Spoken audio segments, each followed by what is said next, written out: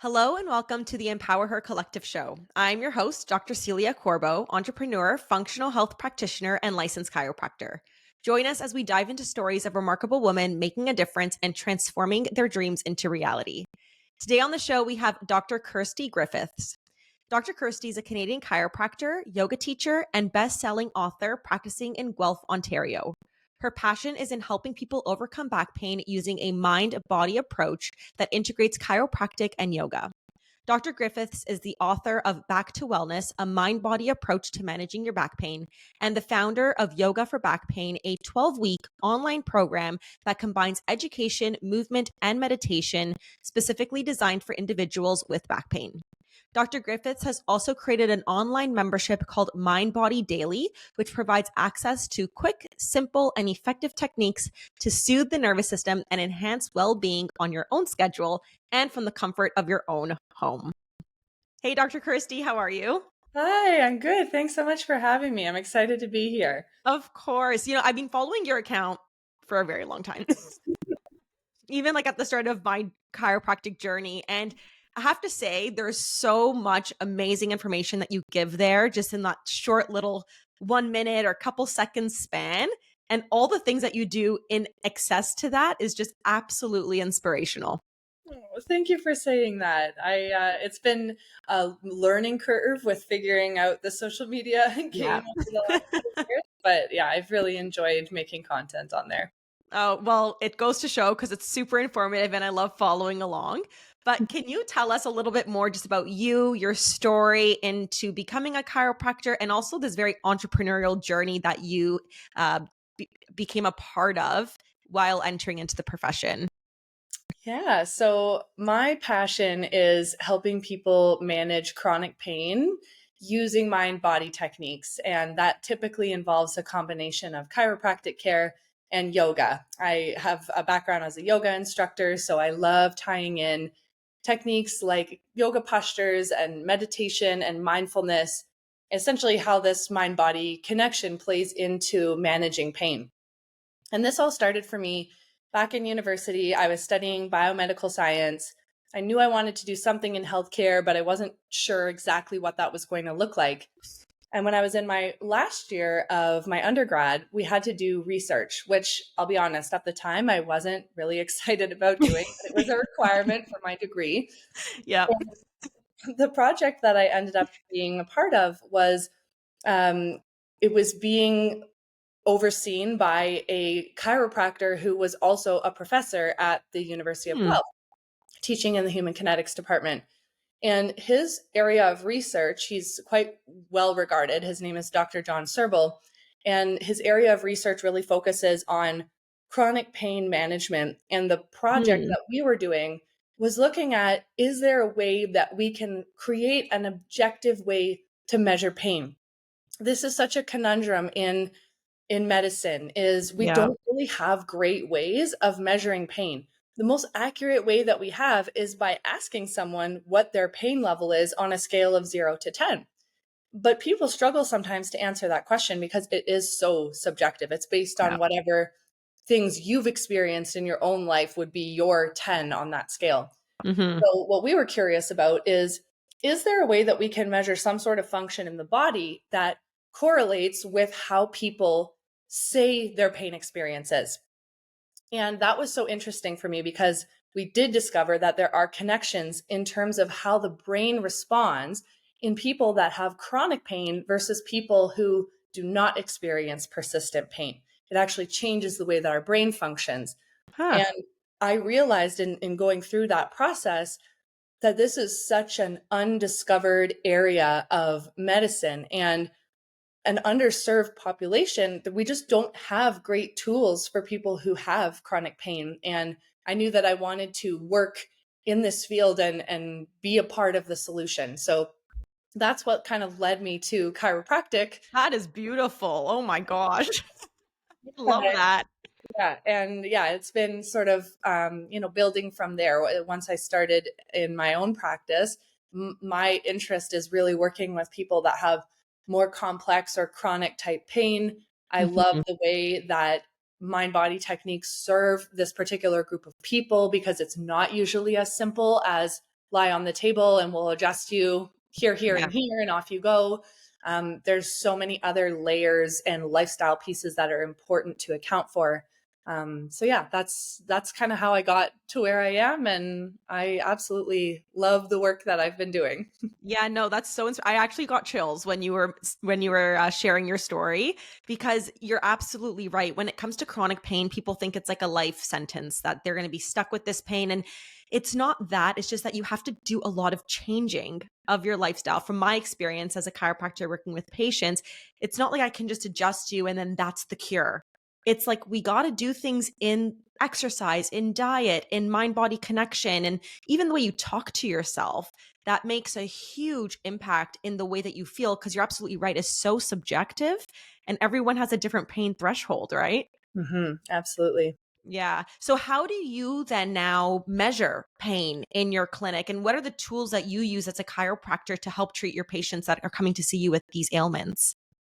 So one of the most interesting things I find is when people think of a chiropractor, they're usually thinking of helping with physical pain. Yeah. In fact, I ask every new patient that comes in, what's a goal that you have in coming to see me and doing this work together?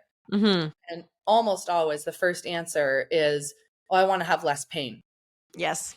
I always ask people, I say, let's go a little bit deeper though, because that's an outcome. And that's what most people are hoping for as an outcome. But we can't actually directly change that necessarily, but we can Mhm. change the things that we do that might lead to the outcome of having less pain. Mhm. The next question I ask people is, what would it mean for you to have less pain? And not no pain, because that's another conversation where Yeah. it's not always realistic with chronic pain to go from 9 out of 10 pain all the time to never having pain again. Mhm. But even, what would a 50% reduction in that pain look like? What would that allow you to do that you're not able to do right now? And usually there is an underlying driving force that has led someone to booking that appointment. And it's not Mhm. pain. It's what they're not able to do because they have pain. Yeah. It's that they have grandchildren and they can't get down on the floor to play with them without their back going into spasm. Mhm. It's that they're in their 30s and they used to be, a competitive volleyball player, and now they're in a rec league. And every week when they go to volleyball, they're having debilitating pain for a couple of days after. Mhm. So for me, I'm so much more interested in how is this showing up in your life? Yeah. And then the other part that I find interesting is that typically, especially with more long-term pain or pain where people come in and say, I've tried massage therapy, I've gone to a physio, I've done the things that usually I should be doing, and they haven't helped. And when I start to ask questions about what's been going on in your life since this started, have you had any major life changes? Have you been going through a period of stress? Mhm. It's really interesting how often the response to that question is that something else has been going on around the same time that that pain started. Yeah. Maybe that person is going through a separation with their spouse. Maybe even if it's a positive change, maybe they've moved into a new house or they got a promotion at work. Even when we experience these positive life changes, they are still stressful for us. And what I find so interesting is that stress in our bodies, whether we're talking about a physical stress like an injury or psychological stress like a change in your career or a promotion, it all leads to the same process in the body of inflammation, which causes pain. Yeah. So I find it so interesting when we start to ask more questions and go deeper.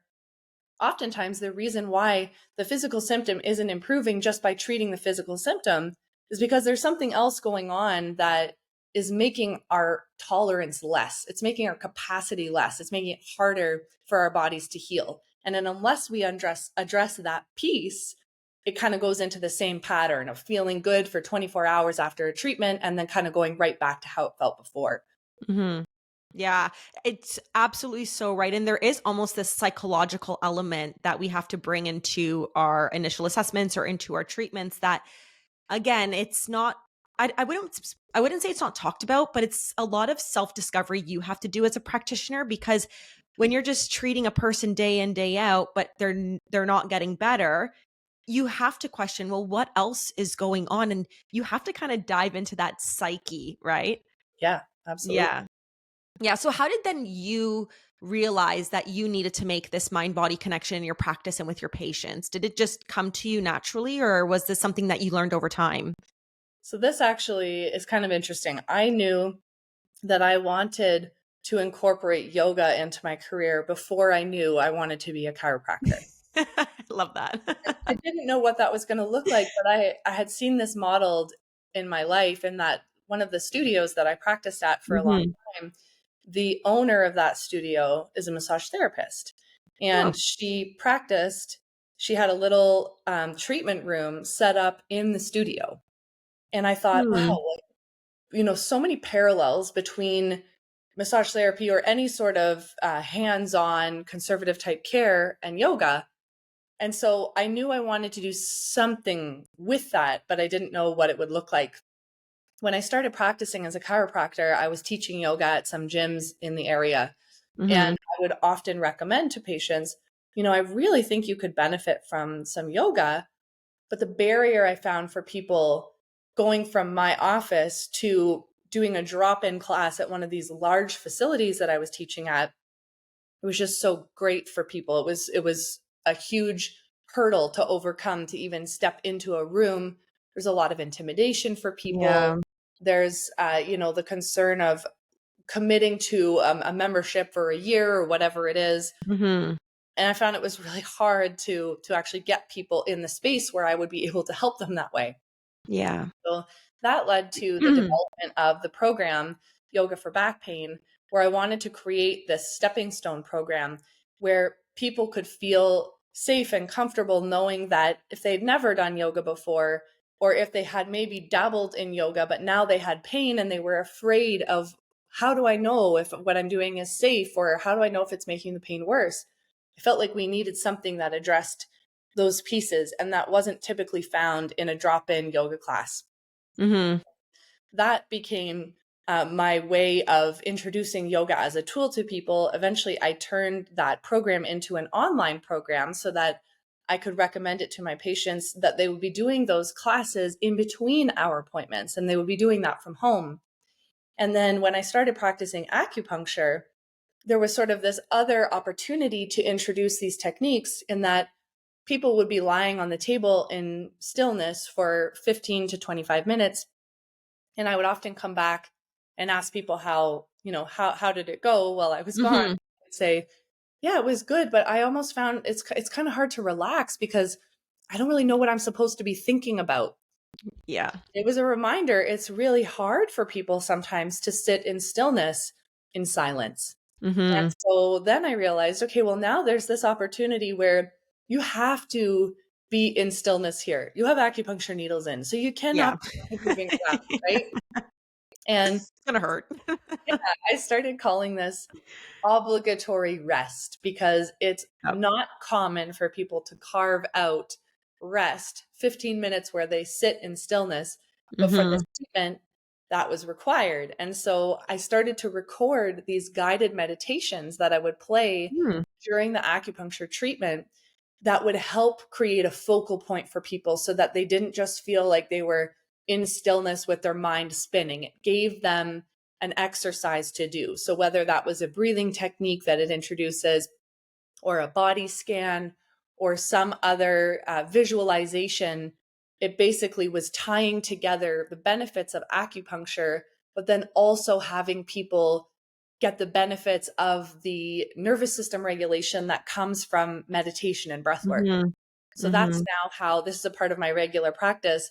When I offer acupuncture, I call it meditative acupuncture. I And love that. That's it's just amazing. the way that the treatment is offered in my practice. Yeah, I also I don't play meditations per se, but I play like meditative music, like frequency healing music.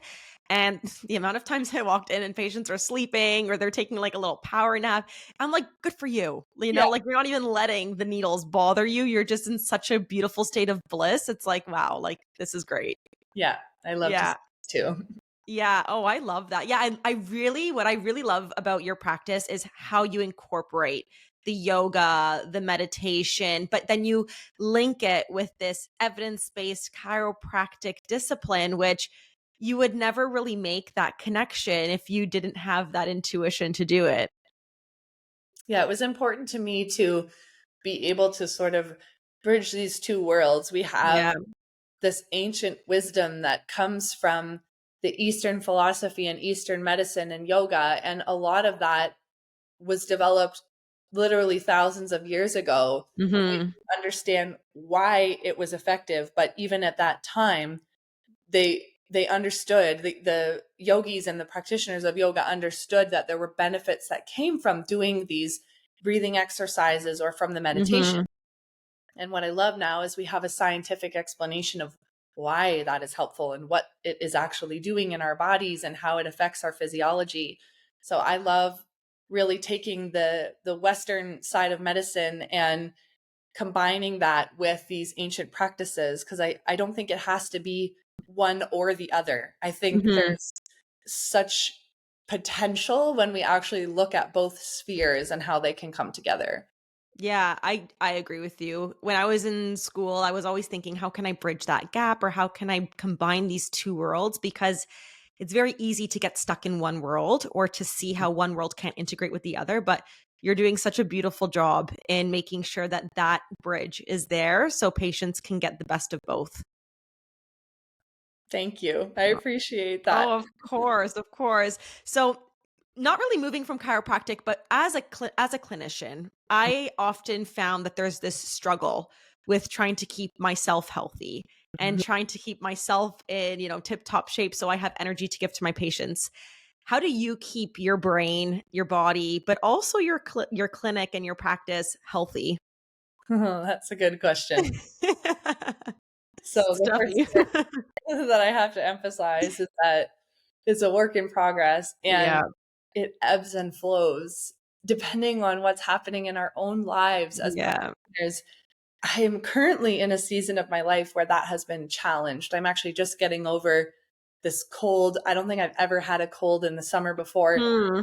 And there was this moment of reflection for me in saying, it is not a surprise that this has happened right now because it Mhm. comes at a time where it feels like there's some instability in my life and it's been harder for me to follow through on those health practices. Right. I think that makes me human. And if anything, it helps me relate to patients because I understand that it's not perfect all the time. Sometimes it's easier to follow good nutrition and to be really consistent with exercise and to be able to carve out time for self-care. Mhm. And then sometimes life happens and there's other things that get Yeah. thrown in the mix that are asking us to shift our priorities. So it's always a balance, but I Mhm. really fundamentally believe we cannot care for other people unless we are taking care of ourselves. Yeah.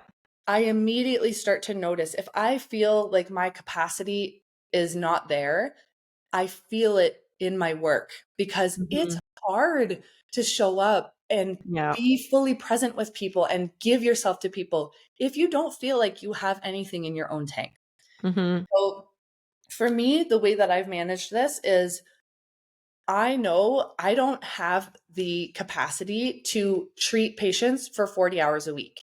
Mhm. I learned early on as someone who is a little bit more introverted, which doesn't mean that I don't like people. I love people, but it also means that when I interact with people, it uses a lot of energy. And the way for Mhm. me to replenish that energy is that I need independent time and time by myself. Mhm. Whereas with extroverts, they actually gain energy from interpersonal interaction. So Yeah. I learned that there was a tipping point for me where if I had too many hours where I was interacting with other people and sort of in that zone and not able to balance that with time by myself, that I didn't feel like I was showing up the way that I wanted to. Mhm.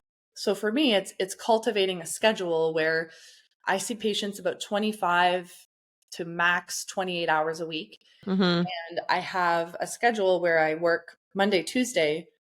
I am out of the clinic on Wednesdays, and then I'm back in the clinic Thursday, Friday. And Mm-hmm. having that midweek reset has been very helpful for me. Yeah. So that's the first thing, is just being intentional with the schedule and not falling into that pattern of feeling like you have to be in a grind, and that the only way to move forward in your practice or your business is to just keep seeing more people, because that is Mm-hmm. not a sustainable solution for many people. Yeah. The other piece for me, and this one is more relevant recently, is realizing when I need to take a bit of a break and Mm-hmm. having regular scheduled vacation or break time. So I am working today and tomorrow, and then I have a few days off. And it's the first time I've taken time off since March. And that's about like I'm Yeah. realizing that's the maximum amount of time I can go without taking a little bit of a break. Because we all need that opportunity to step away and to give our head space to be Mm-hmm. clear and to be able to have time to nurture those other parts that are important to us. Mm-hmm. So time really feels right now very important. I have a 1-year-old daughter.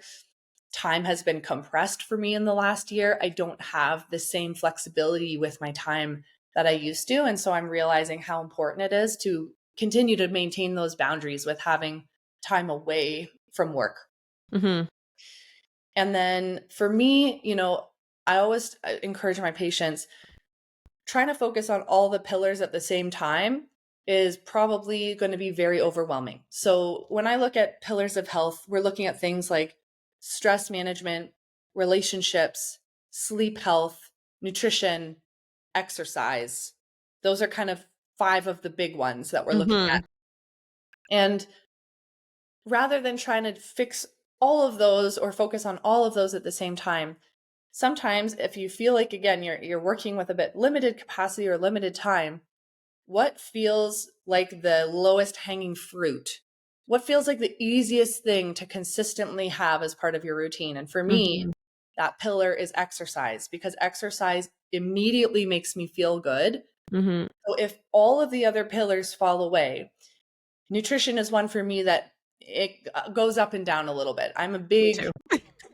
person. Like when I'm feeling, when I'm feeling compressed for time, Mm-hmm. I tend to kind of give up on cooking and eating nutritious meals, and I go to the convenience piece, Mm-hmm.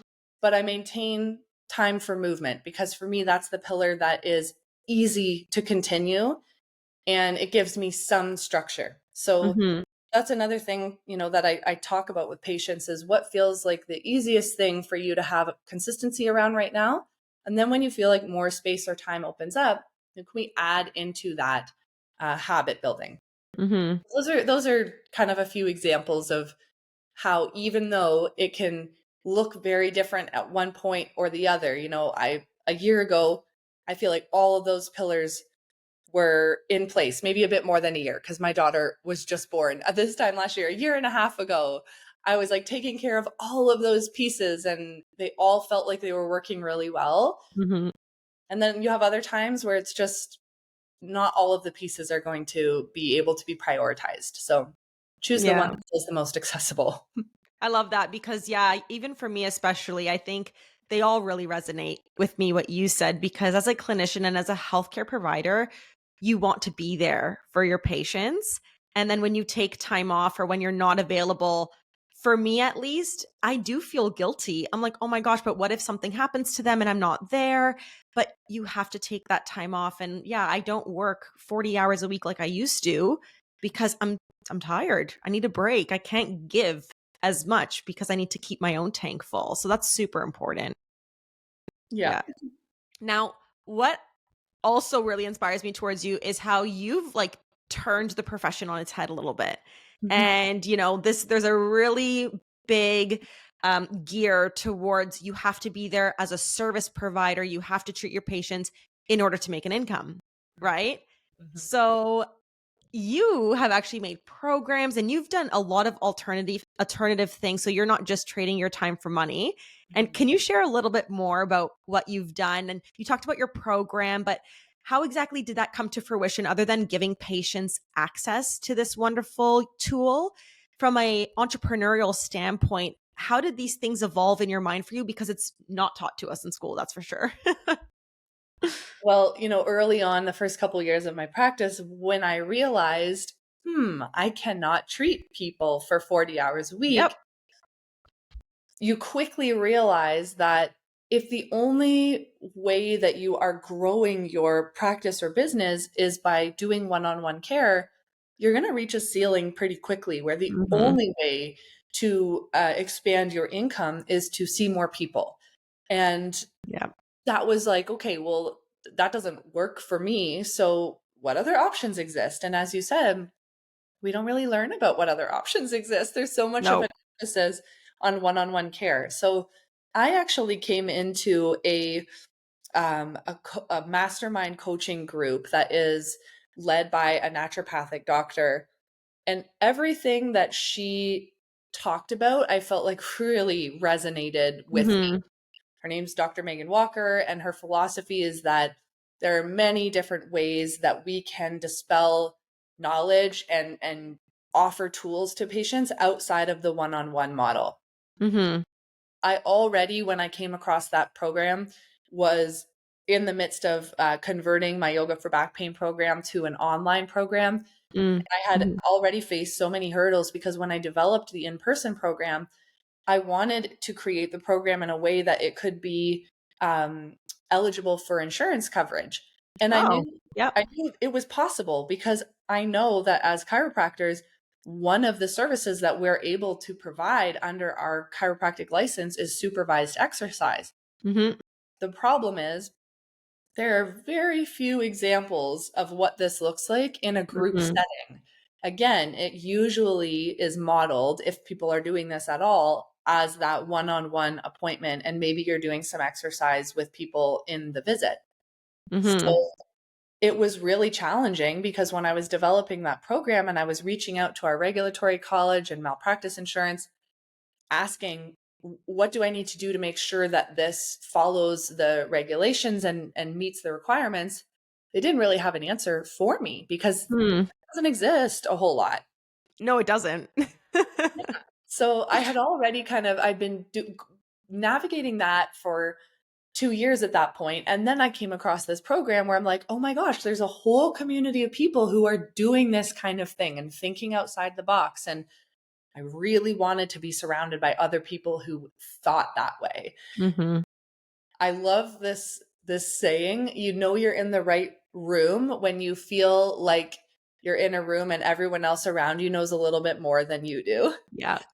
And that's how it felt for me, like slightly intimidating, but this group that I was with, there was just so much knowledge, and that for me is what really catapulted those other programs and services that came out of my practice. So during that time, I published my book that became a bestseller on Amazon, self-published that. I finished converting the yoga for back pain program, so it's available online. And then in 2023, I launched the online membership Mind Body Daily, which has a library of different yoga classes and meditations and wellness trainings with guest experts. So that sort of expanded the options for patients. And then the next part for me was, how do I create a cohesive system where all these pieces fit together? Because I kind of Mm-hmm. have all these parts now, but I don't really know how they work. Yeah. Yeah. So then I created my signature approach to patient care, where I have a program called Back to Wellness, and it combines the clinical care with the home care piece. So Hmm. the program provides access to the online yoga program. It provides a discount on the dietary supplements. It gives people, I call it, it's the wellness kit, the home care kit, but it's like the adult wellness goodie bag. It has Mm-hmm. massage gun and some samples of supplements and a TheraBand and an ice pack and some pain relief cream. It's all the things that I would typically be recommending for people. Mm-hmm. It basically creates this cohesive bundle with a pathway that's really clear. And we have these milestone assessments after every certain number of visits so we can do a check-in. And that was a way to sort of bring all of these pieces together and offer them in a way where they were able to work in tandem. Mhm. Wow, that's incredible because again, like we're not taught that in school. We're just taught like create your ideal client or your avatar where you want to work. Do you want to be an associate? Do you want to be a clinic owner? But then it's like, okay, go to the office, make money, go home. And it's like, wash, rinse, repeat. And you're just like, wait a second, like there has to be more to this. And how do I tap into that? So it's amazing you found that resource. That's actually how we met because I Uh, invested in that program too. And I was like, yeah, we're definitely onto something. yeah, absolutely. I remember being about a year into practice and feeling frustrated because you'd have cases where within seconds of meeting the patient, I'd be like, oh, I know this is going to be a good fit. And then Yeah. you'd have other situations where you'd be interacting with someone, and pretty quickly you would know that you were not the right practitioner Yeah. for this person. Yeah. And I found it very frustrating that it was so polarizing. Like every day, there were examples of both of those situations, Mhm. which didn't help build my confidence as a practitioner because it meant I had some people who were doing really well and getting better. And I felt like the tools that I had to offer were absolutely the right fit. But then I had another group of people where it wasn't really resonating and they weren't getting better. And I did some reflection on that and realized that when you're in school, no one really talks about how there's value in creating a niche for yourself Yes. or focusing on your strength. Like, Yep. knowing that as a chiropractor, you don't have to be the master of all skill sets. And I was Mhm. trying to do that. I was trying to be Yep. the best neuro person, and I wanted to be the person that you come to if you have a shoulder problem. I don't really know that much about shoulders, to be honest, and they don't make me excited when I get up in the morning and go to work.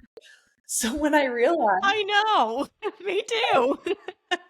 and there are people who maybe their zone of genius is that they are the generalist. Yeah. They're good at doing a little bit of everything. But that wasn't me. I Mhm. like loved working with a really specific group of people. I wanted to work with people who wanted to use the mind body medicine, the functional medicine, the lifestyle medicine. And I wasn't the practitioner for people who wanted to come in, get their adjustments in 3 places and be out the door in 5 minutes, but not do Mhm. anything else. I was like, Mhm. I'm not going to be the right fit because these people are probably not going to get better with the tools that I have to offer. So when I really leaned into, okay, stop trying to be good at everything.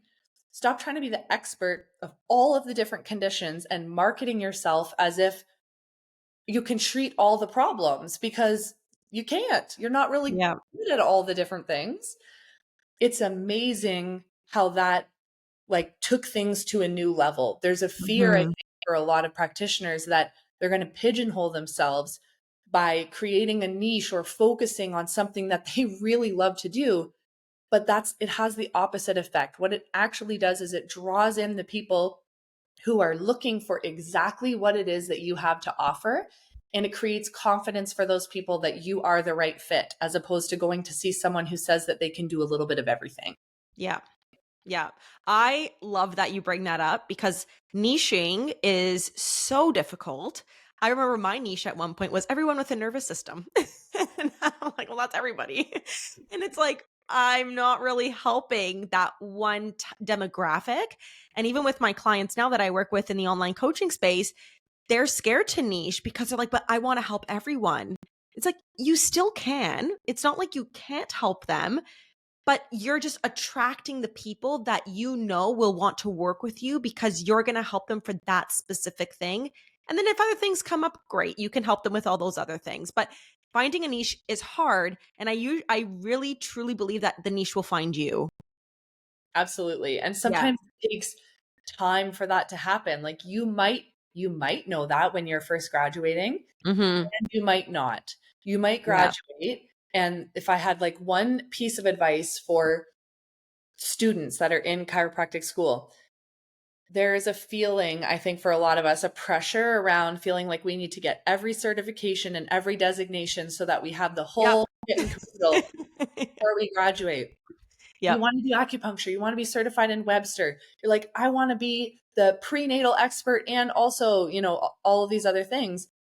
As it turns out, you might not actually use all of those tools. 100%. They're It makes it full. more confusing that you Right, have all of these tools and you're not using them. right. So what I would recommend for people is start with your degree, which Mhm. already gives you access to so much, and then start practice. Yeah. Doesn't have to be perfect. Just go ahead and start. And you'll figure out fairly quickly who the people are that you love to work with, who Mhm. the people are that you do not love to work with. You're like, if you could create your perfect schedule and you know the kinds of people that when you see them in your schedule, there's a part of you that's like, oh gosh, okay, here we go. For a Mhm. number of reasons. Maybe the energy is not right. Maybe it's a condition that you just don't feel confident treating. But Mhm. use that clinical experience to then guide which, if you even feel you need it, extra pieces of formal education are required. I didn't Mhm. get certified in acupuncture until I had been practicing for 2 years because it became really clear that that would be a very valuable tool in my practice. Mhm. That when I was in chiro school, I didn't actually see how it would be useful for me. Yeah. So it doesn't, you have your whole career to figure out and fine tune what your practice is going to look like. Mhm. There's this misconception that you need to have it all figured out the day you graduate. I remember coming home. I think I had been practicing for 3 weeks. I came home one night in tears. I said to my husband, I have no idea what I'm doing. I Yeah. feel like I just did a 4 year degree after a 4 year undergrad. Yep. And I feel like I have no idea what I'm doing. I'm just waiting for the supervising clinician to show up so that I can double check everything. Oh my god, me too. That was my first year. I was like, "Where are they? Did Where's I the do everything okay?" Yeah, who tells me what I'm supposed to be doing because I have no idea. Yep. And I felt so frustrated by that. And he Yeah. said to me, Kirstie, you just graduated. Like, why would you expect that Mhm. at the start of your career that you are going to be the expert? Yeah. People work their entire careers to get to that point where they gain that level of mastery. Mhm. And I think because we had to do this degree first, we feel that everything we're supposed to know we should have learned when we were in Yeah. school. It is not true. It's like that degree is going to give you probably the bare minimum that you need to know to be able to safely treat people and Mhm. to have your license. Yeah. But the learning that comes once you're actually in practice, Yeah. it's a lifelong process. Absolutely. Even to this day, I'm one of those people where when I was in school, I'm like, oh my gosh, I want to take acupuncture. Oh, there's this course about human movement. I need to take that. I never use it. Like now, after when I graduated, I found this program. It's a functional neurology program by Dr. Michael Hall.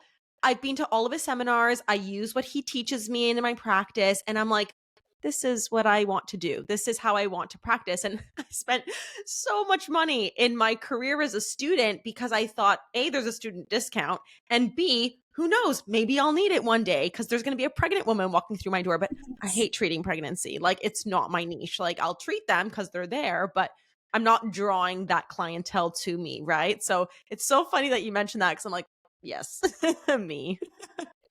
A lot of us, I think, in A hindsight. lot. Yeah. And again, I think it's just because we're not clear on what we want to do. And that's one of the things that I bring into Empower, the Empower Collective, is we need clarity on what we're doing because then it gives us the direction to know where we're going and to serve that demographic with consistency and with ease, right? Because if Absolutely. not, you're just going to be all over the place and you're going to be a mess as well in your Yes. mind. Yeah. Yeah. Yeah. So, okay, another thing that you inspire me by, you're literally so inspirational, but it's the yoga, the Guelph Yoga Fest that you started. Because again, in Empower, we're all about connection because as you know, as a female entrepreneur, as a chiropractor, it could be very lonely. And you go home, you go to work, and you kind of just see the same people all the time. And then you created this amazing yoga fest. And I really want to talk about what inspired you to do that and even the steps in getting it started because it's not like you're just like, "Hey, here's the yoga fest," right? Can you share with us that journey? Yeah. So I, at this point in my career, My practice was going really well. Again, this Mhm. was in the time when I was part of that mastermind. So lots of people doing big things with big ideas. Yeah. And we had just come out of a series of lockdowns with the pandemic. Mhm. We had seen a lot of fitness and yoga studio closures. Yeah. They just weren't able to survive, unfortunately, the lockdowns. And in Guelph, that created a lot of fragmentation in the yoga community. We had Mhm. a yoga studio, I think it was operational for about a decade, and it was really a hub. Like it was so many instructors from all other places in the city, but a lot of them taught at this studio. Mhm. And when that studio closed, it was never really replaced with a large studio of the same size that kind of Yeah. brought all different people. Mhm. And so I wanted to create an event of some sort that would bring people together and highlight the talent of the instructors in our community that were teaching classes, but teaching maybe like one class a week, kind of renting a small space, and Mhm. we had all these different pockets of people all over the city. So there was that piece. And then there was also realizing that I was at a point in my career where I wanted to do more philanthropic work. I wanted to be able to start giving back to the community and kind of taking what I had learned, but also the skill set that I had and being able to use it to help other people Mhm. in a broader way. And then the last part was, as a healthcare provider, I also wanted to bring our health and wellness community together as well. And I felt like there was a way that all of these things could be part of the same event. So Mhm. I have never run an event before. Like my extent of event planning was I've planned a friend's bachelorette party with Yeah. assistance from other people. And so I knew it was like a crazy idea. I took it to my mastermind group. I said, I know this is crazy. I've never done anything like this before. How do I do this? And literally, we sat down as a group and in an hour came up with this framework of like, hey, Wow. this needs to happen. This needs to happen. It was a skeleton for sure at that point. Yeah. Um, and then I think from the time of its inception to launching, it was about 8 weeks. So it happened, Oh my goodness. yeah, very quickly. That is incredible. See, this was back at a time in my life where I had a lot of time. Yeah. I could do You also weren't a mom, which takes that. up a lot of time. I didn't have a baby, so it was a little different. And yeah, that first year it was a success. It was wonderful. It was a great way to bring people together. We had yoga classes all throughout the day. We had healthcare providers on site that were offering kind of demos or samples of the services that they provide. We raised funds for hospice through a charity raffle, and we were able to donate. I think in that first year, we donated $2,000 to charity. Wow. Yeah. So now I just ran the third event this past June, and it's Mhm. really grown. Like it's probably double the scale that it was in that first year. And a lot of that has been trial and error. A lot of that has been making mistakes along the way and then sitting down at the end of the event and going, what worked well and also what didn't work well. Right. What do we need to change for next year? Mhm. I send surveys out to all the participants, and I get so much valuable feedback in there on Yeah. ideas of where the blind spots are, or what we could do differently in the future. So every year it changes. And it's kind of funny. I was reflecting after this year's event and I was chatting with a friend and I said, what I've learned is that it's never going to be a smooth, perfect situation. Like every No. year when I realize where the blind spots were for that year and then I make changes Mhm. the following year, there's brand new challenges that show up that I couldn't have foreseen.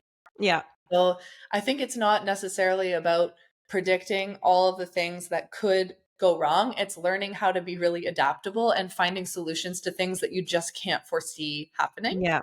Yeah. So that's been the history of that event. This past year we raised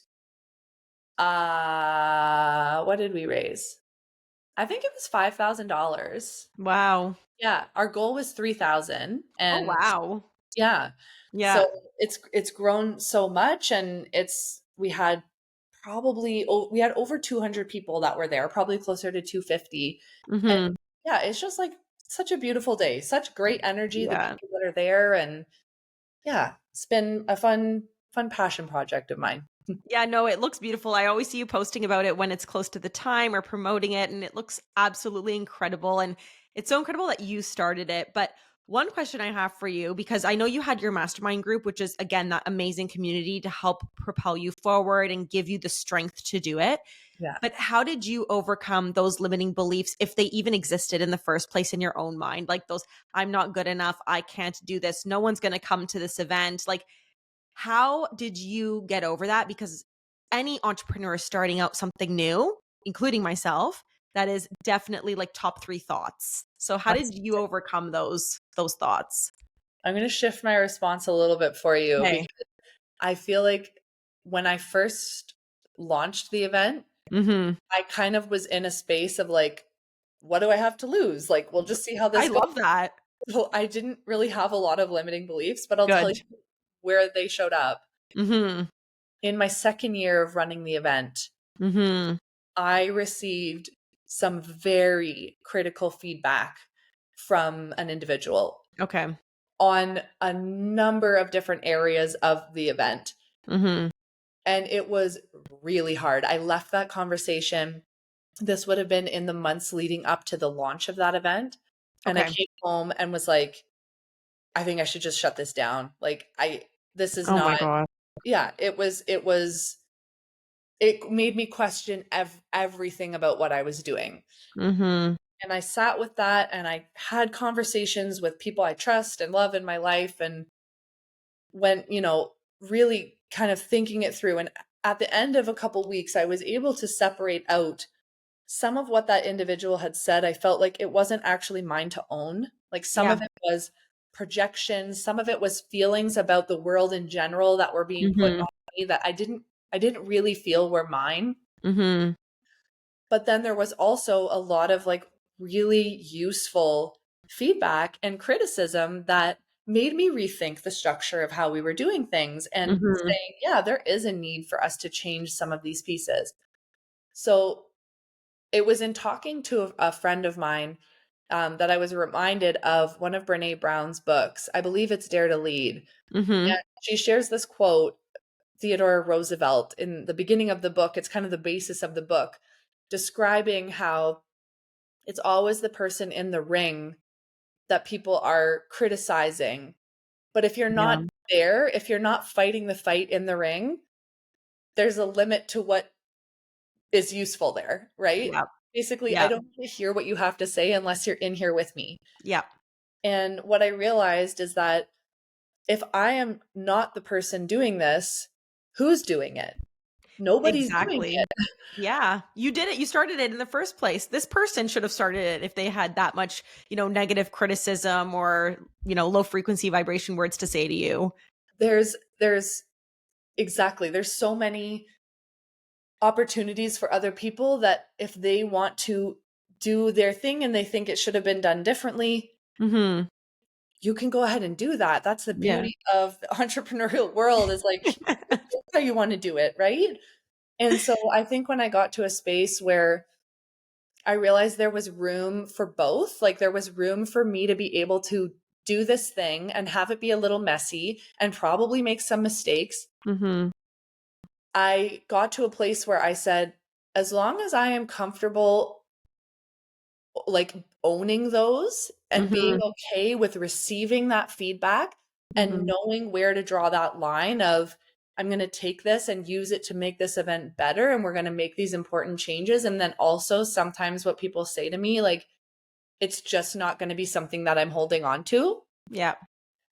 That was what allowed me to be able to continue to move forward because I knew it wouldn't be the last time that that happened. It was Yeah. probably in my history of my career, it was the most intense version of that kind of feedback I'd ever received because it was all at the same time and it was very, very direct. Mhm. This shows up for all of us in different ways. This shows up in our practice when we have a patient who's not satisfied with something that's happened in an interaction. This shows up in any entrepreneur's journey when there's a customer who's not happy with how something has gone. Yeah. And I just had to remind myself that doesn't mean that the whole company needs to shut down. It Yeah. doesn't mean we have to stop doing what we're doing. It just means, yeah, we have to figure out how to navigate those challenges, knowing that that's just part of the experience. Mhm.